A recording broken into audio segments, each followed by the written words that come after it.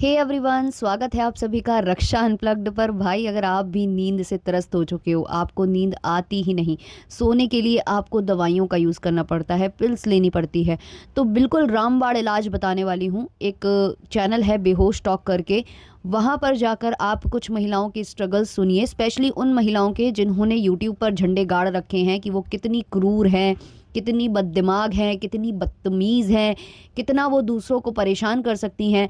तो ऐसी औरतों के अगर आप स्ट्रगल सुनोगे ना इन चैनल्स पर जाकर, तो आपको गोली की ज़रूरत ही नहीं पड़ने वाली है, क्योंकि सुनते ही आप बेहोश हो जाओगे और सीधे जो आपकी निद्रा है ना, वो सुबह को ही खुलेगी, वो भी जब आपको जुराबे, गंदी जुराबे सुंघाई जाएंगी।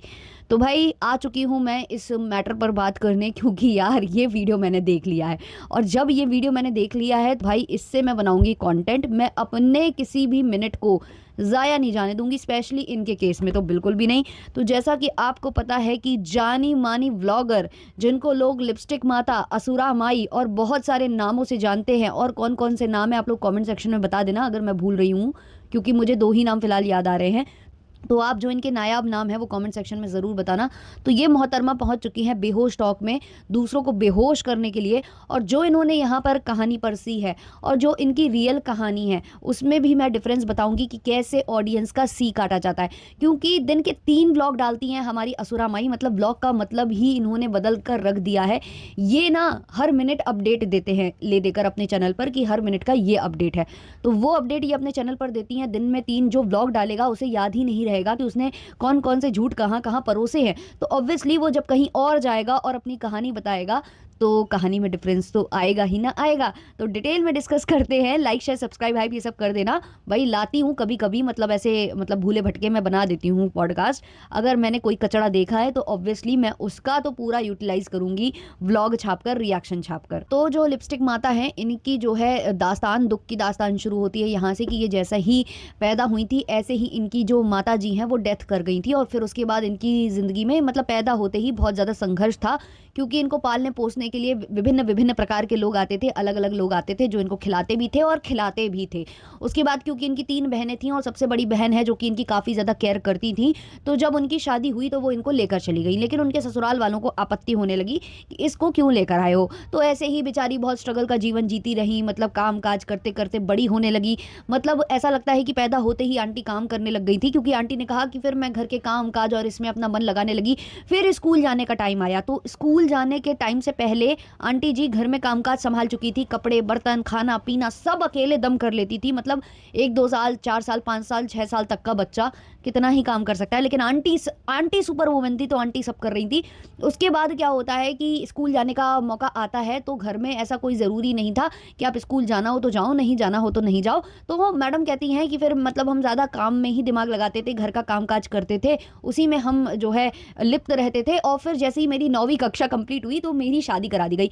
मैडम, जब आप पढ़ने जा नहीं रही थी तो 9वीं कक्षा आपने पास कैसे की थी? मतलब आपने कैसे वो पास आउट किया? आप खुद ही कह रही थी कुछ देर पहले कि हम मतलब स्कूल जाना हो तो जाओ, नहीं जाना हो तो नहीं जाओ। तो मैं घर संभालती थी, मैं ज़्यादा से ज़्यादा घर देखती थी। तो ये मतलब क्या लोचा है आपकी कहानी में? ये कैसा लोचा है? और सबसे ज़्यादा मैं पूछना चाहूँगी बेहोश टॉक वालों से कि आप उठाकर किसी को भी बुला लेते हो। मतलब आप आगे का पीछे का इनका बैकग्राउंड देखते नहीं हो, चेक नहीं करते हो, इनकी कंट्रोवर्सीज भी नहीं देखते हो। मतलब आप इतनी सी भी जहमत नहीं उठाते हो कि हम जिनको प्लेटफॉर्म पर ला रहे हैं वो लाने योग्य भी हैं या नहीं है, इनकी इमेज क्लीन भी है या नहीं है, या जिस सीढ़ी पर ये पहुंचे हैं, जिसको फ्लॉन्ट करने गए हैं। क्योंकि ऑब्वियसली बेहोश टॉक वाले ज़्यादा से ज़्यादा ऐसे लोगों को ही बुलाते हैं जिन्होंने स्ट्रगल का जीवन व्यतीत किया हो और फिर अपने मेहनत के दम पर कुछ अचीवमेंट किया हो। और इनका अचीवमेंट ये है कि ये 1 लाख रुपए महीना कमा रही हैं सोशल मीडिया के थ्रू, दिन में 3 ब्लॉग डालकर। ठीक है भाई, इनके संघर्ष को हम मतलब मान जाते, सब कुछ हमें ठीक गवारा गुजरता अगर हमने इनकी जर्नी खुद अपने आंखों से नहीं देखी होती। भाई, ये जो 1 लाख रुपए महीना इन्होंने कमाना स्टार्ट किया है, उसमें न जाने कितनी औरतों के आंसू हैं, न जाने कितनी औरतों की इज्जत बर्बाद की गई है। मतलब वो कर दिया गया है सोशल मीडिया पर कि जो लोग सोशल मीडिया पर अच्छा खासा आते थे, व्लॉग बनाते थे, सीना चौड़ा करके आते थे, आंख से आंख मिलाकर कैमरे से बात किया करते थे, आज उनकी नजरें झुक चुकी हैं। वो अपनी ही ऑडियंस के आगे इतना बेइज्जत हो चुके हैं कि व्लॉग बनाते वक्त भी अब उन्हें शर्मिंदगी लगती है, और अब वो उतने रेगुलर तक नहीं रह गए हैं। तो इस कदर से इनकी इनकी फैमिली, इनके कपूत और इन्होंने मिलकर लोगों की इज्जत तार तार की है, औरतों की इज्जत तार तार की है। और आज ये एक महिला होते हुए, एक बुजुर्ग महिला होते हुए जो कि 50 की उम्र पार कर रही है, हालांकि इन्होंने जो FIR लिखवाई थी उसमें ये 1996 बॉर्न थी, लेकिन अचानक से आज ये 50 साल प्लस हो गई हैं और इन्होंने जो है ये अचीवमेंट हासिल किया है। ये बता रही हैं ये कि मैं 50 साल से ऊपर की महिला, ऐसे ऐसे मैं कमा रही हूँ। भाई पूरी डिटेल में बताते ना, आपने यहाँ पर किसी को नहीं छोड़ा, मतलब अपने चैनल पर अपने सास ससुर किसी को नहीं छोड़ा। यहाँ आने के बाद आपने अपने पिता को लेकर भी बातें करी कि वो ड्रिंक करते थे, फिर वो आपको पूछने नहीं आते थे, शादी करते ही उन्होंने आपसे पल्ला झड़ा लिया कि मैं जाऊँगा तो ये पैसे मांग लेगी, पता नहीं क्या क्या कर लेगी। अच्छा, इन्होंने एक स्टोरी और बताई है इस कहानी में। इन्होंने ये बताया है, मतलब बेहोश टॉक वाले प्लेटफॉर्म पर जाकर इन्होंने बताया है कि मैं जब शादी करके आई तो वैसे ही जो काम मैं मायके में कर रही थी वैसे ही मैं ससुराल में करने लगी। उसके बाद हमारे जो पतिदेव हैं उन्होंने पूछा कि तुम अपनी लाइफ में क्या करना चाहती हो, क्या तुम्हारे कोई ख्वाहिशें हैं, क्या तुम्हारा कुछ ऐसा सपना है जो तुम चाहती हो कि पूरा हो। तो मैंने कहा कि मुझे पढ़ने का बहुत शौक है। ये वही हैं जब इनके बचपन में इनके पिताजी ने, मतलब इनके घर में ये था कि पढ़ना हो तो पढ़ो, नहीं पढ़ना हो तो मत पढ़ो। तब इन्होंने घर के कामकाज को स्वीकार किया, क्योंकि इनका पढ़ने में, ऑब्वियसली तभी तो इंसान स्वीकार करता है ना घर के कामकाज, जब उसे पढ़ने में इंटरेस्ट नहीं हो। लेकिन शादी होते ही पढ़ने में इंटरेस्ट आ गया, क्योंकि ससुराल में काम करना और ससुराल वालों के साथ रहना इनको गवारा नहीं था। तो इन्होंने यहाँ पर कहानी सुनाई कि मेरे पतिदेव ने कहा कि क्या करना चाहती हो, तो मैंने कहा कि मैं हाई स्कूल करना चाहती हूँ, पेपर देना चाहती हूँ। तो मेरे पतिदेव मुझे शहर लेकर आए जहाँ वो 600 रुपये महीना कमाते थे और उन्होंने मुझे एग्ज़ाम दिलवाए। मेरा जब बेटा पेट में था, पहला बेटा जो कि लपुआ द झपुआ है, आप जानते हैं, तो वो जब पेट में था तब मैं एग्ज़ाम दे रही थी। अब इनकी वही स्टोरी थोड़ा सा बैक में जाकर आप इनके चैनल में सुनिएगा, क्योंकि इन्होंने अपने चैनल पर भी बेहोश टॉक बहुत फैलाई है। तो उसमें इन्होंने ये कहानी बताई थी कि जब मैं प्रेग्नेंट थी और मैं अपने ससुराल में रहती थी और मेरे पति मुझे छोड़ छोड़ कर शहर चले जाते थे, तो मैं इतना परेशान हो चुकी थी कि मैं एक दिन अपनी पति के साइकिल के पीछे पीछे जाने लगी थी। तब इन्होंने ये नहीं कहा कि मैं पढ़ने गई थी, नन नन नन ना, इन्होंने कहा मैं प्रेग्नेंट थी और प्रेगनेंसी में ही मैंने अपने पति की साइकिल का पीछा करना स्टार्ट कर दिया था। और जब मेरे ससुराल वालों ने मुझे रोकने की कोशिश की तो मैंने उनको सीधा मुंह पर जवाब दिया था कि तुम होते कौन हो, ये मेरे पति हैं, मेरी शादी इनसे हुई है ना कि आपसे। तो ये कॉन्ट्राडिक्ट कैसे कर रही हैं आपकी कहानियाँ? मतलब पढ़ना चाहती थी आप, अच्छी बात है, पढ़ाई के लिए अपने घर छोड़ा वो भी अच्छी बात है, लेकिन कहानियां अलग अलग कैसे हो रही हैं आपकी? और ये चीज़ें बेहोश टॉक वाले पकड़ नहीं पा रहे हैं। वो पूरी कहानी सुनाकर चली गई, चैनल अवेलेबल है भैया, देख लो कहाँ क्या बताया हुआ है, होमवर्क कर लो, आपकी अच्छी खासी बड़ी टीम होगी, इतना बड़ा ऑफिस है, इतने सारे लोग मतलब इसमें काम करते होंगे, तो वो इतनी भी जहमत नहीं उठा सकते हैं कि भाई ये तो देख लो कि स्टोरी सच्ची है या झूठी। ये मोहतरमा कुछ भी बता रही हैं। अब इन्होंने बताया था अपने जो अपनी कहानी इन्होंने अपने चैनल पर सुनाई थी, वहाँ इन्होंने बताया था कि मतलब 600 रुपये महीना कमाते थे, फिर साइकिल पर चलते थे, फिर अचानक से हम लोगों ने एक स्कूल रेंट पर ले लिया, फिर हम उधर काम करने लगे, फिर झाड़ी उखाड़ उखाड़ कर हम चूल्हा जलाते थे, हम खाना बनाते थे, हम ऐसा करते थे, हम वैसा करते थे। फिर हमारा जब बेटा पैदा हुआ, तीसरा वाला, मतलब तीसरा बच्चा जब हमारा पैदा हुआ तो हमारी लाइफ में बहुत ज़्यादा मतलब सुधार आ गया और फिर अचानक से हमने फ्लैट खरीद लिया। ये इनके शब्द थे कि फिर हमने फ्लैट ले लिया। लेकिन यहाँ ये कहानी सुना रही हैं कि हमने बहुत संघर्ष किया, किसी का स्कूल रेंट पर नहीं लिया था, कोई स्कूल बंद हो गया था तो उन्होंने कहा कि आप चला लीजिए, तो हमने चलाया, ठीक है, वहाँ तक ठीक है। फिर वो चूल्हा वूल्हा वाली स्टोरी तो सेम है। फिर इन्होंने बताया कि वहाँ पर से इन्होंने एक ऐसा मकान बनवाया ज़मीन खरीद के, जहाँ प्रॉपर इन्होंने ना ज़मीन फर्श कराई थी ना कुछ, बस दीवारें खड़ी करके और टीन शेड डलवाकर और वहाँ पर पता नहीं क्या घास फूस भर भर के इन्होंने रोशनदान बंद किए थे। ये इनकी स्टोरी यहाँ है। तो कैसे माताजी, कैसे मतलब आपने एक ही लाइफ में इतनी अलग अलग डिफरेंट लाइफ्स जी कैसे ली हैं, ज़रा इसके बारे में बताइए। अच्छा, मैडम बता रही हैं कि फिर अचानक से मतलब अचानक से फ्लैट भी ले लिया, अचानक से ज़मीन ले ली, मकान बन गया। भाई उतना भी कर पाना इतना ईजी नहीं होता था, बट ये कह रही है हमने सब कर लिया। सब करने के बाद इनका ये जब बच्चे बड़े हो रहे थे तो ये क्या करती थी, ये गांव-गांव जाकर बच्चों को पकड़ कर लाती थी, स्कूटर पर बैठाल कर अपने यहाँ लाती थी, हॉस्टल चलाती थी, वार्डन बन गई थी और साथ ही साथ कुक भी बन गई थी, सब कुछ ये बन गई थी, मल्टीटास्कर थी आंटी जी। तो ये सब वो बन गई थी। उसके बाद ये बता रही हैं कि उनके बच्चों के माँ बाप ना विदेश में रहा करते थे, मतलब कुछ ज़्यादा ही लंबी लंबी फेंक रही हैं, विदेश में रहा करते थे तो बहुत पैसा हमें मिल रहा था।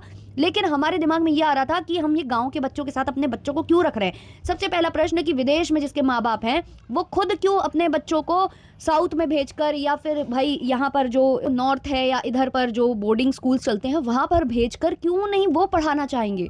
वो मतलब बोर्डिंग स्कूल्स में अपने बच्चों को ना भेजकर आपके पास भेज रहे हैं जिनके माँ बाप विदेश में हैं, और आप जो विदेशी बच्चों के माँ बाप, मतलब विदेशी माँ बाप के बच्चों से पैसे कमा कमा कर जो हॉस्टल चला रही हो, वो एकदम से आप भेज देती हो अपने बच्चों को साउथ में, वो भी अच्छे खासे मतलब हॉस्टल में भेजती हो जहाँ अच्छा खासा पैसा लगता है।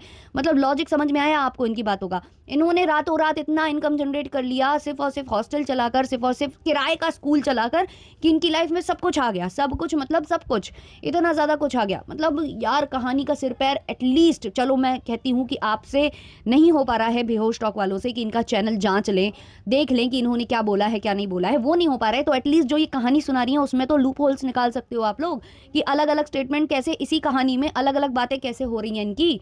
मतलब लॉजिक है इस बात का कि जिनके माँ बाप विदेश में रहते होंगे वो अपने बच्चों को ऐसी जगह भेजेंगे हॉस्टल, वो भी ऐसे छोटी सी सिटी के हॉस्टल में, एटलीस्ट वो दिल्ली या आसपास कोलकाता या आसपास की कहीं जगह भेजेंगे ना, पटना वगैरह यहाँ कहीं पे भेजेंगे ना, वहाँ पर भी तो हॉस्टल्स चलते होंगे। वो इनके पास एक छोटे से शहर में एक छोटे से जगह पर वो क्यों अपने बच्चों को पढ़ाना चाहेंगे जो इतना अर्न कर रहे होंगे?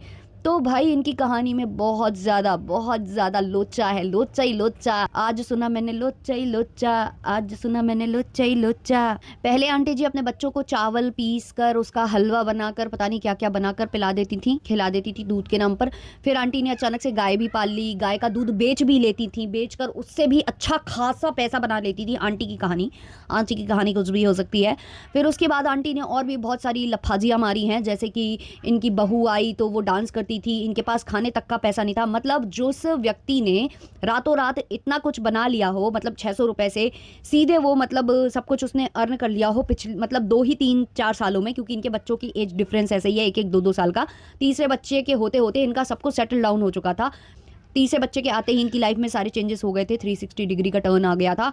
और वो जो है महिला इतनी जल्दी ये सब कुछ अर्न कर लेती है, सब कुछ कर लेती है, और उसके बाद जैसे ही कोरोना आता है तो इनके बैंक बैलेंस पूरे उड़न छू हो जाते हैं, पूरे खाली, इतने खाली कि इनके पास ढंग से पैसे थे ही नहीं खाने पीने को भी।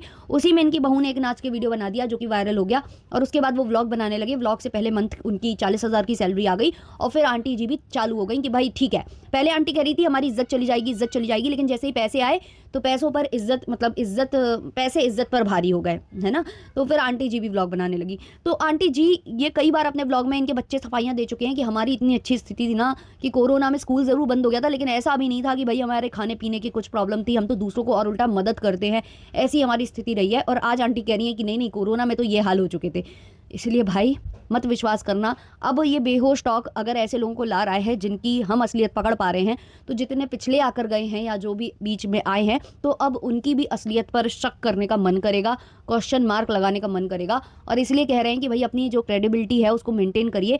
ऐसे टुच्चे पुच्चे ओंगे पोंगे व्लॉगर्स को अपने प्लेटफॉर्म पर बुलाकर भाई प्लेटफॉर्म की या तो बेइज्जती करा लो, या तो फिर भाई इन पागलों को आप जो है अपने सर पर, भाई क्या ही कह सकती हूँ।